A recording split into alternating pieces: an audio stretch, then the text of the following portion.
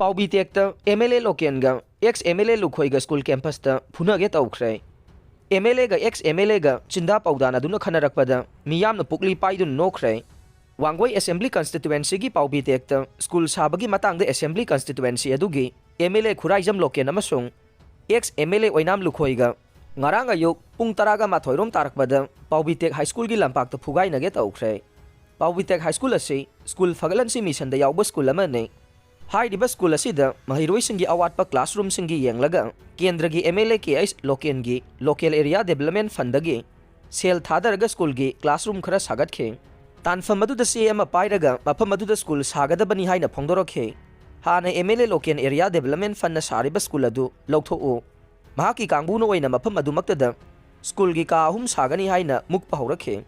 kangbu aduna pairagli bacherol adu repairing gi ne school sabagi nati haina yenarakhe School sab haibasi school fagalansi mission gi sarok ama oibanina MLA na chairman oidibane maram aduna bahangna school sabagi matangda tawba ngamba khara lei haina yenarakhe makhoi ani angang masagi matawgum wahai wata fajadaba taba nungaitaba wafam mayam ama phongdoknarakpadu ngasi social media da viral oirakhe makhoi ani na ngangna khiba wafam sing adugi manungda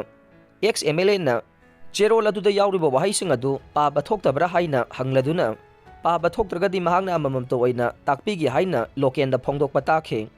wafam adu taraba tungda MLA Loken na Lukhoida nahakpu lairi kaya yamna tamjahobage aina oina takpige cherol adu da yawriba adu nahak kari amata khangdre haina khumnarakhe madudagi hendokladuna sel saba bot kahanba amadi ayetpa pinabagi matangda mana thokpa wafam kaya marum phongdoknarakpa takhe makhoi ani na muknaringai tanfam aduda wangoi gi SDPO amadi police personnel kaya marum sulai Masikisu mathakta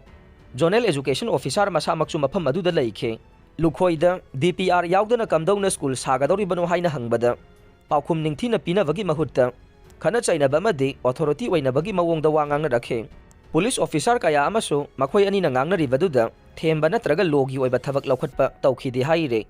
panba yawadi wangwai assembly constituency da MLA Loken amasung ex MLA Lukhoi ngahak leitana Chinda paudana duna khana chainabagi thokdok thoktuna lakhrabane masina maram oiraga constituency asigi semgat sagatwagi thabak thoram singda apanba kaya marum thengnare